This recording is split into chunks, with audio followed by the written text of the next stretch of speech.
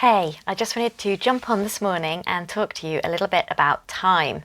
So all the business women I work with, one thing that everybody seems to have in common is I want to feel calmer, and I would feel calmer if I had more time. So this is a really huge part of what I coach on, is around priorities, values and time. And actually one of the first things is each of us have a slightly different attitude to time. If we stop and think about it, it's really interesting. So one place that I've seen this come across really strongly is between me and my partner. So on the occasion where we've scheduled in some time for just the two of us when the kids are at school, we'll drop the kids at school, the house will be empty, I will come back and sit on the sofa and think, wow, I've got at least 5.5 hours stretched ahead of me where this is just our time, you know, and it feels luxurious and decadent and much needed. And that feeling of it stretching out before me is awesome. And then what happens is my partner comes into the room with the 2 coffees that he's just made us, because he makes a good coffee. And he says, you know, there's your coffee. Oh, the time's just ticking away so quickly already. Before we know it, it'll be school pickup. And that is about attitude to time. Who has more time, him or me? We both have 5.5 hours, but I have more time. I feel I have an abundance of time at that point, whereas he's already worrying, wishing away in a way, those minutes and hours, worrying about what's going to happen in 5.5 hours time. So that's the first thing to maybe think about, is our attitude to time. How do we feel about time? When do we allow ourselves to feel abundant about the time given to us? And when do we feel in a bit of a panic or always looking at the next thing on our to-do list? There are lots and lots and lots of ways that we can talk about time and priorities, and I do lots and lots of different tools and techniques in my one-to-one client coaching sessions.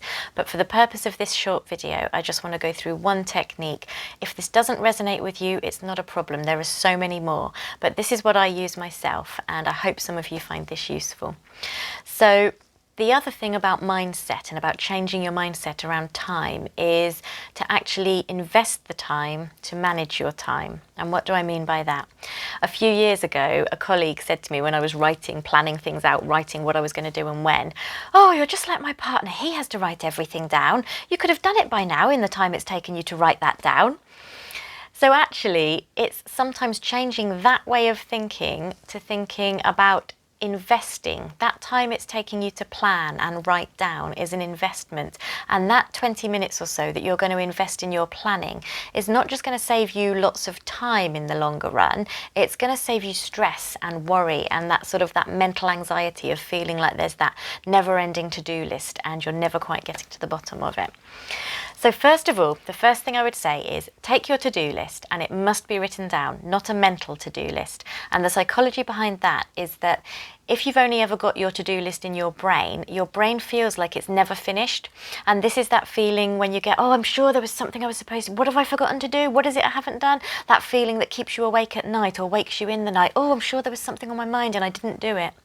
When we write our list down of things, even the physical act of writing it down sometimes tricks our brain into thinking that it's completed, finished, so it can close the loop in your brain. It also means that you know you're not going to forget it.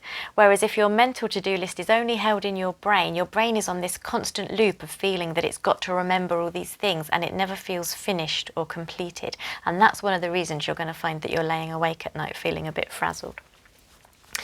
Along with your to-do list, you need to have a diary or a planner. And for you, that could be an online diary or calendar. I don't know if you manage it electronically, or if, like me, you're old-fashioned and have an actual, physical paper diary. But you need some kind of diary or planner as well as your list of things that you want to do. And the next thing is switch from being task-focused to being outcome focused. So what do I mean by that? Your to-do list by its very nature is probably a list of tasks, and it's probably a list of tasks that you feel are going to be done by you. I need to do this, this, this and this. Switch to being focused on the outcome rather than the task. So it can be as simple as, rather than saying I need to take the kids to school by 8:40, say the children need to be in school by 8:40. And immediately this opens your mind as you look at your week to maybe thinking, which days am I going to do that, and which days actually can I ask someone else to do that? Which days can my partner do it? Which days maybe would a neighbour take both her kids and my kids, and then the following day I'll reciprocate and I'll take both lots of kids. But the first step is looking at your list not as tasks but as outcomes that you want to achieve.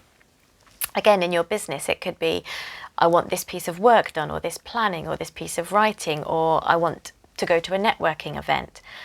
If you change that to, I want my business to be represented at a networking event this week, is it important to you that it's you that does it? Sometimes it will be, but other times, is that something you can outsource and ask somebody else to do?